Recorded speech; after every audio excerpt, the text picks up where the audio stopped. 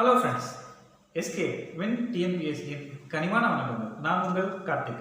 இன்னைக்கு அக்டோபர் 24 என்ன ஸ்பெஷல், ஓகேவா? இன்னைக்கு என்ன நாள் அப்படின்றதெல்லாம் பார்க்க போகிறோம். October 24 that is United Nations day, ஐநா தினம், ஓகேவா? ஐக்கிய நாடுகள், ஓகேவா? யுனைடெட் நேஷன்ஸ் ஆர்கனைசேஷன்ஸ் உருவான தினம், அதான் வந்து ஐநா தினமாக அனுசரிக்கிறாங்க, ஓகேவா? ஸோ இதோட தீம் என்ன அப்படின்னா, இந்த வருஷத்தோட தீம் 2025 யுனைடெட் நேஷன்ஸ் ஆர்கனைசேஷன்ஸோட டே, அந்த டேவோட தீம் என்ன அப்படின்னா promoting peace, unity and global partnership. அதாவது அமைதி, யுனைட்டி ஒற்றுமை, அப்புறம் குளோபல் பார்ட்னர்ஷிப் உலகளாவிய கூட்டாண்மையை உறுதிப்படுத்துவது. இதுதான் வந்து major concept, major theme of 2025ஓட யூஎன் டேவோட கான்செப்ட், ஓகேவா? தீம் இதுதான், promoting peace, unity and global partnership, அமைதி, ஒற்றுமை மற்றும் உலகளாவிய கூட்டாண்மையை ஊக்குவித்தல், ஓகேவா? அதுதான் இதோட ஸ்பெஷல். சரிங்க, இது ஏன் கொண்டாடப்படுது? யுனைடெட் நேஷன்ஸ் ஆர்கனைசேஷன்ஸ் டே வந்து ஏன் கொண்டாடப்படுகிறது அப்படின்னா, ஸோ யூஎன் சார்ட்டர், ஓகேவா? யூஎன் சார்ட்டர் அதாவது ஐநா சபையோட சாசனம் அப்படின்னு சொல்கிறோம். இப்போ ஏதோ ஒரு கண்ட்ரியாக இருந்தாலும், எந்த ஒரு கண்ட்ரியாக இருந்தாலும் அதுக்கு ஒரு சாசனம், அரசியலமைப்பு சட்டம் கொண்டு வந்து வச்சுருக்காங்க. ஸோ அது மாதிரி ஒரு அமைப்பு இது United Nations organisations. United Nations organisation அந்த அமைப்புக்கு ஒரு சாசனம், ஒரு சார்ட்டர், ஓகேவா? இது ஒரு கான்ஸ்டியூஷன் மாதிரி. இந்த கான்ஸ்டியூஷனுக்காக அந்த கான்ஸ்டியூஷன் பார்த்தீங்க அப்படின்னா, அந்த சார்ட்டர் பார்த்தீங்க அப்படின்னா 26 ஜூன் 1945 51 நாடுகளால், 51 உறுப்பு நாடுகளால் கையொப்பமிடப்பட்டது. எப்போ? 26 ஜூன் 1945, ஓகேவா? இதுவே அந்த கையெழுத்து ஆயிடுச்சு. இப்போ ஒரு ஆக்ட் பாஸ் ஆகணும் அப்படின்னா அது ஃபர்ஸ்ட் வந்து பிரசிடென்ட் போயிட்டு அதை வந்து என்ன சொல்றது, ஃபர்ஸ்ட் பார்லிமெண்ட்ல ப்ரெசென்ட் பண்ணுவாங்க. பார்லிமெண்ட்ல கீழவே மேலவே அடுத்தது பிரசிடென்ட்டுக்கு போகும். ஸோ இந்த ஒரு நடைமுறை இருக்குல்ல, அது மாதிரி 1945 ஜூன் 26 வந்து 51 உறுப்பு நாடுகள் கையொப்பமிட்டது. ஒரு ஆர்கனைசேஷன் வேணும், உலகளாவிய ஒரு கூட்டாண்மையை நிரூபிக்கிறதுக்கு ஒரு ஆர்கனைசேஷன் வேணும் அப்படின்னு சொல்லிட்டு. ஸோ அது அக்டோபர் 24, 1945 நடைமுறைக்கு வந்தது. ஸோ அந்த நடைமுறைப்படுத்தப்பட்ட நாள் தான் ஐநா தினம் அப்படின்னு கொண்டாடுறோம், ஓகேவா? எதுக்காக கொண்டாடுறோன்றது தெரிஞ்சிச்சு. சரி, எப்பத்துலேருந்து கொண்டாடுறாங்க? ஸோ இதை வந்து உருவாயிடுச்சு, ஓகே. உருவானப்போ வந்து ஐநா தினம்னு ஒன்று கொண்டாடணும் அப்படின்லாம் வந்து முடிவு பண்ணியிருக்க மாட்டாங்க. ஸோ ஏதோ ஒரு இயர்லேருந்து வந்து கொண்டாடணும், இது வந்து ஒரு சிறப்பாக வந்து கொண்டாடணுன்றதுக்காக பண்ணுவாங்க. ஸோ அப்படி பண்ணுறது தான் 24 அக்டோபர் 1948. அந்த 1948லேருந்து யுனைடெட் நேஷன்ஸ் ஆர்கனைசேஷன்ஸோட டேவை கொண்டாடுறாங்க, ஓகே. யூஎன் டே, அந்த யுனைடெட் நேஷன்ஸ் ஆர்கனைசேஷன்ஸோட ஹெட் குவார்ட்டர் எங்கே இருக்குது அப்படின்னா நியூயார்க்கில் இருக்குது. நியூயார்க் எங்கே இருக்குது? USA, United States of America, ஓகேவா? அங்கே இருக்குது, ஓகே. சரி, இதோட மொத்த உறுப்பு நாடுகள் என்னென்ன, மொத்தம் எத்தனை இருக்குது, ஓகேவா? மொத்தம் 193 உறுப்பு நாடுகள் இருக்குது. அந்த 193 உறுப்பு நாடுகளில் லாஸ்ட் வீடியோவில் நம்ம பார்த்துருக்கோம், பாவர்ட்டி இண்டெக்ஸை பற்றி பார்க்கும்பொழுது இந்த சவுத் சூடான் அப்படிங்கிறது தான் வந்து உலகிலேயே மிகவும் பூவரஸ்ட் கண்ட்ரின்னு நம்ம பார்த்தோம். ஸோ இதுதான் வந்து பூவரஸ்ட் கண்ட்ரி இந்த வேர்ல்டு, ஓகேவா? பூவரஸ்ட் கண்ட்ரி இந்த வேர்ல்டு வந்து சவுத் சூடான். இந்த சவுத் சூடான் தான் 193வது உறுப்பு நாடாக யுனைடெட் நேஷன்ஸ் ஆர்கனைசேஷனில் இணைகிறது. அது எந்த வருஷம் இணைகிறது அப்படின்னா 2011 தான் 193வது உறுப்பு நாடாக யுனைடெட் நேஷன்ஸ் ஆர்கனைசேஷனில் இணைகிறது. எந்த நாடு? South Sudan, okay. Next, United Nations ஆர்கனைசேஷன்ஸோட மொழிகள் மொத்தம் எத்தனை இருக்கு? அலுவலக மொழிகள் சொல்லுவோம். நம்ம இந்தியாவில் மொத்தம் அலுவலக மொழிகள் வந்து எத்தனை இருக்கு? அஃபிஷியல் லாங்குவேஜஸ் மொத்தம் எத்தனை இருக்கு? மொத்தம் 22 அஃபிஷியல் லாங்குவேஜஸ் இருக்கு, ஓகேவா? அது மாதிரி யுனைடெட் நேஷன்ஸ் ஆர்கனைசேஷன்ஸ்க்கும் ஒரு அஃபிஷியல் லாங்குவேஜஸ் இருக்கு. மொத்தம் எத்தனை மொழிகள் அப்படின்னா 6 மொழிகள் இருக்கு. என்னென்ன மொழிகள் அப்படின்னா, first Arabic, Chinese, English, French, Russian and Spanish.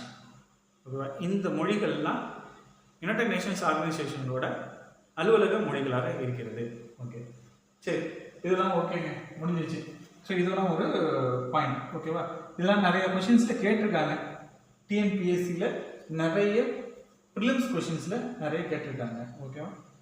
சரி, 2025 யுனைடெட் நேஷன்ஸோட பொது சபை, அப்புறம் பொது சபைக்கு தலைவர் ஒருத்தர் இருப்பார், செயலாளர் ஒருத்தர் இருப்பார். ஓகேவா? பொது சபையோட தலைவர் யார் அப்படின்னா ஃபிலமோன் யாங். ஃபிலமோன் யாங் அப்படிங்கிறவர் தான் பொது சபையோட தலைவராக இருக்காரு. ஓகேவா? அதுக்கப்புறம் யுனைடெட் நேஷன்ஸ் ஆர்கனைசேஷன்ஸோட பொது சபையோட செயலாளர் செக்ரட்டரி ஜெனரல். அவர் தான் வந்து எதுவாக இருந்தாலும் அவர் தான் வந்து அவரோட தலைமையில் தான் வந்து மேக்ஸிமம் வருது. எதுவாக இருந்தாலும் அவர் தான் வந்து முன்னிலைப்படுத்துவார். அவர் தான் நம்ம எல்லாருக்குமே தெரியும். இந்த ஃபிலமோன் யாங் வந்து அந்த அளவுக்கு தெரியாது. அவர் வந்து பொதுச்சபையில் ஒவ்வொரு கூட்டத்தொடர்கள் நடக்கும். இப்போ வந்து இந்த யுனைடெட் நேஷன்ஸ் ஆர்கனைசேஷன்ஸோட 80வது வருஷத்தில் காலடி எடுத்து வைக்கிறாங்க. 80th இயரில் வந்து கண்டினியூ ஆகுது. ஓகேவா? ஸோ அந்த 80th இயரில் 79th அமர்வு நடந்திருக்கு. அந்த 79வது அமர்வுக்கு யார் தலைவர் அப்படின்னா ஃபிலமோன் யாங். ஓகே, அப்புறம் செயலாளரை அடிக்கடி தேர்ந்தெடுக்க மாட்டாங்க.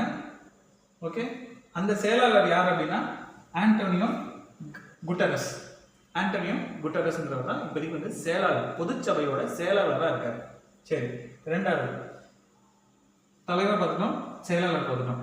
இந்த பொதுச்சபையோட முதல் ஃபர்ஸ்ட் செக்ரட்டரி ஜெனரல் யாரு அப்படின்னா அவர் ட்ரைக்யூ லீ அப்படிங்கிறவர் தான் ஃபர்ஸ்ட் செக்ரட்டரி ஜெனரல். ஓகே, இது எல்லாமே ஒரு காமனாக உள்ளது. ஓகேவா? இதில் உங்களுக்கு வந்து ஒரே ஒரு சின்ன ஒரு எக்ஸசைஸ் ஒன்று சொல்கிறேன். என்ன அப்படின்னா, இந்த ஃபிலமோன் யாங் அவர் எந்த கண்ட்ரி, அதே மாதிரி ஆண்டோனியோ குட்டரஸ் அவர் எந்த கண்ட்ரி, இது ரெண்டுத்தையும் வந்து கமெண்ட் பண்ணுங்க. ஓகேவா?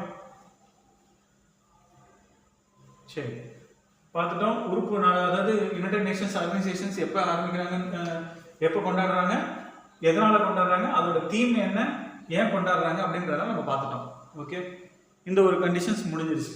ஸோ இதில் வந்து எதனால் கொண்டாடுறோம் பார்த்துட்டோம், ஏன் கொண்டாடுறோம், எப்போ கொண்டாடுறோம், அதோட உறுப்பு நாடுகள் என்ன, கடைசி உறுப்பு நாடுகள் என்ன அப்படின்றத பார்த்துட்டோம். எத்தனை அலுவலக மொழிகள் இருக்குன்னு பார்த்துட்டோம், யார் செயலாளர் அப்படின்றதையும் பார்த்துட்டோம். ஸோ இப்போ அடுத்தது வாங்க, நெக்ஸ்ட் ஒன். சரி, இப்போ என்ன பார்த்தோம் அப்படின்னா ஃபுல்லாக எல்லாத்தையும் பார்த்துட்டோம். இதில் வந்து யுனைடெட் நேஷன்ஸோட பொது சபை பார்த்துட்டோம். ஓகேவா? இது வந்து பாதுகாப்பு அமைப்பு ஒன்று இருக்குது, பாதுகாப்பு சபை. அதோட நிரந்தர உறுப்பு நாடுகள் என்னென்ன, மொத்தம் நிரந்தர உறுப்பு நாடுகள் 5 இருக்கு. அப்புறம் உறுப்பு நாடுகள் தனியாகவே இருக்கு, அது ஒரு 10. டோட்டலாக 15 உறுப்பு நாடுகள். ஓகேவா? அதில் நிரந்தர உறுப்பு நாடுகள் அப்படின்னு பார்த்தோம் அப்படின்னா 5 தான்.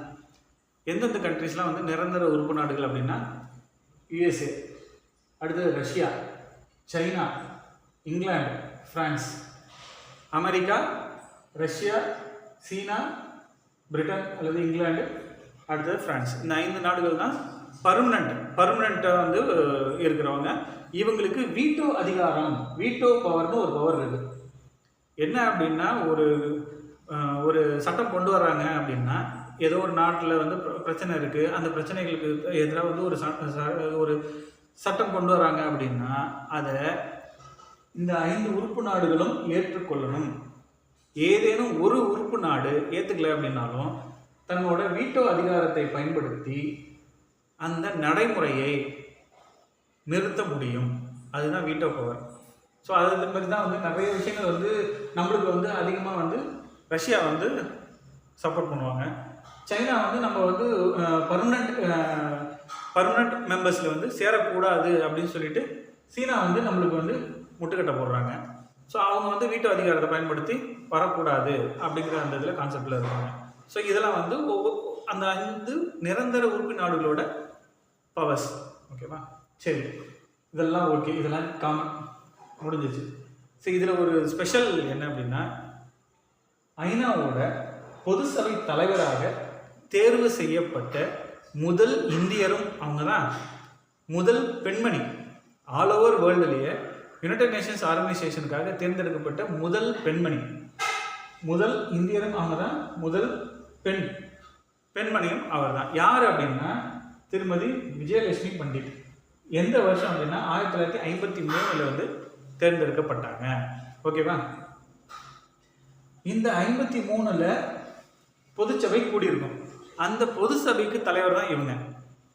ஓகேவா? இப்போ இந்த 79வது அமர்வு இருக்குல்ல, அந்த அமர்வுக்கு கொண்டு வரவங்க வந்து அந்த அமர்வுக்கு தலைவர் வந்து பிலமோன் யாங். அது மாதிரி 1951 விஜயலட்சுமி பண்டிட் அப்படிங்கிறவங்க தேர்ந்தெடுக்கப்படுறாங்க. அந்த தேர்ந்தெடுக்கப்படுறதுல அந்த அமர்வுக்கு, பொதுச்சபையோட அமர்வுக்கு தலைவர் தான் இவங்க. ஓகேவா? சரி, இதில் ஒரு இம்பார்ட்டண்ட்டான ஒரு இது வந்து பார்த்தீங்க அப்படின்னா எஸ்டிஜி, சஸ்டைனபிள் டெவலப்மெண்ட் கோல்.